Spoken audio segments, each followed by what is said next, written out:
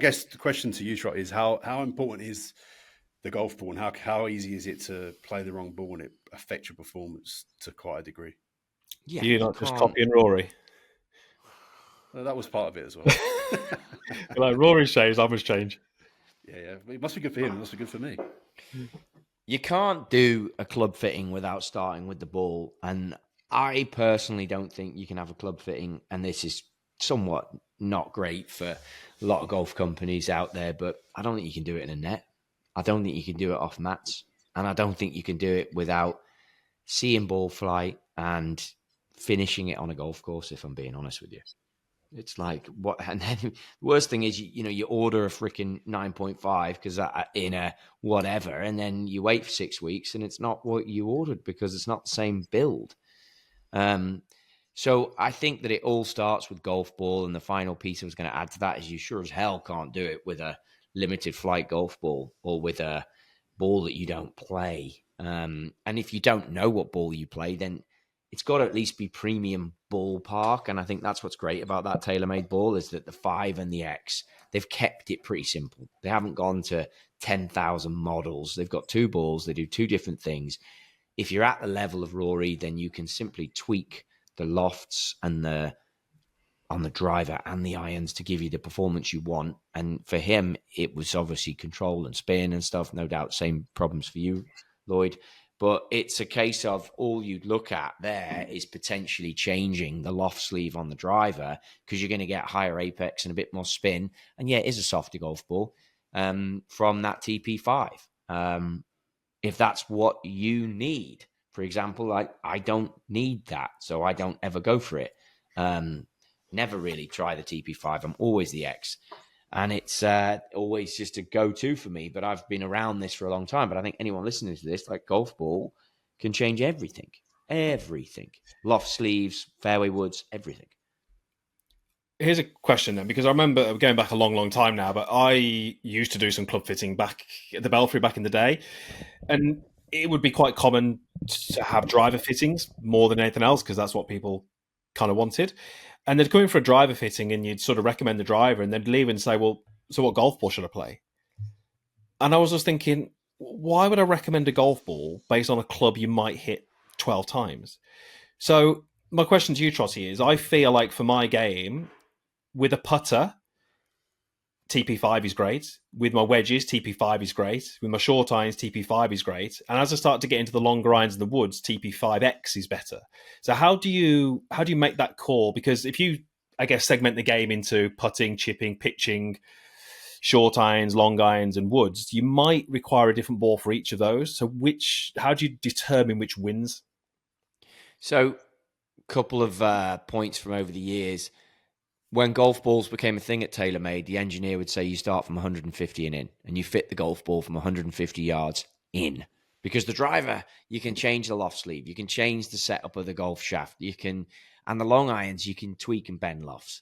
I think as things have moved on a little bit now, certainly a data program, again, that Lloyd and I are very familiar with, that will highlight areas of your game broken down into off the tee, approach play, around the green and putting that are the most impactful on your game. And that then pushes you down a golf ball route because if you said you like the TP5 putting, if putting's a huge part of your game, then you got to be pretty happy with the golf ball that you're using on the putting. Same applies, if driving and distance is more important to your game and impactful to your game, maybe you need a TP5X because it'll give you a hair more ball speed. But it's easy to tweak the ball to give you those things. So I think data is a big one, but if you don't have data, then you fit the ball from 150 yards and in. Key, because the driver can be done, no worries. All right, then, Troy. So the club. I've got my what to work on, importance of scoring. Is that what you're referring to? Yeah.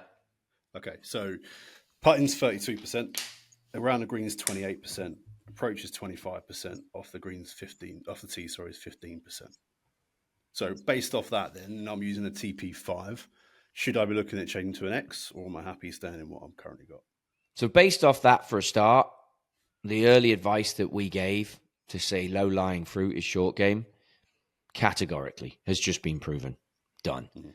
Next thing you got to look at is your enhanced putting on that tool that we're talking about, and that will tell you if it's read or start line. So that's going to tell you your miss tendencies, and then you're going to know. Now, you're obviously playing UK slower greens. Ball doesn't break as much on slower greens. Like, that's been proven as well. So then that pushes you down that road. Looking at that pie chart, that would indicate that, listen, flipping, he needs to be in a ball that he's comfortable with around the green. So it starts to push us towards, the question comes back to you. Which one do you prefer? Are you overspinning it around the greens? Because that then guides you another route. Is the apex too high?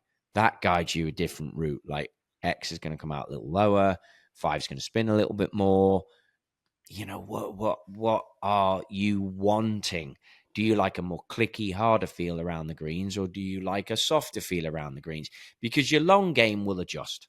So I would say that the TP5 is generally more control around the greens if you are the type of player that likes a bit of check spin, likes to spin your wedges.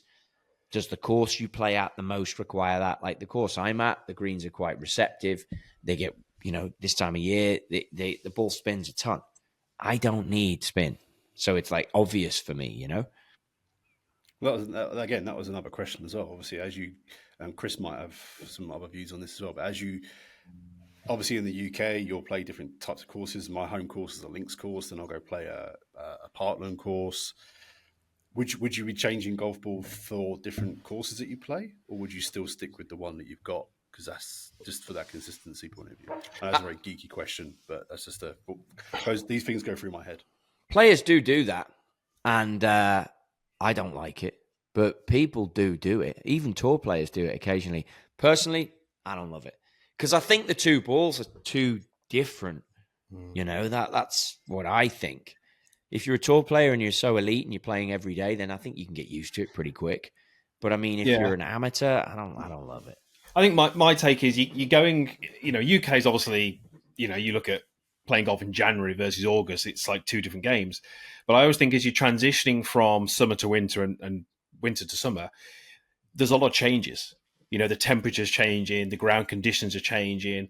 So whilst there's a lot of things that are different, I'd want to keep something consistent. I wouldn't want to add in another variable that's changing. So I've got to deal with changing conditions, changing temperature, changing golf ball, coming off at a different trajectory. I think what really opened my eyes to this, and you guys will know this, and you can do this really simply. You go to a driving range, you get a really quality ball like a TP5, something that's fairly soft and spins. You go to a driving range, and you just put one of those TP5s on the mat, take a 56-degree wedge and hit like a 15, 20-yard shot. And as long as you strike it well with decent technique, that thing's coming out low. And then you just scrape a range ball in, hit the same shot, and it will launch like what looks like double the height. And it blew my mind how different, so I see people at the range, midsummer, they'll go and hit a few balls in the range. Like where I am, our range balls are pretty firm. They don't spin a lot. And they'll go and hit balls in the range, and they'll take 10 balls from that bucket and they'll go and chip with them. And I'm like, boys, what are you doing? I'm like, that is not going to perform anything like the ball you're going to use on the golf course, provided you're using a decent range ball. Probably a lot of our members use those balls in the course as well, to be honest. But if they're using a TP5, you're doing yourself a lot of harm by practicing with something that's hard, that's going to slide up the face, it's going to launch higher and spin less. So I think you've got to be trying to keep a constant. I think whenever you're doing any short game practice, try and use the ball that you play with, and I'd keep it constant through summer and winter.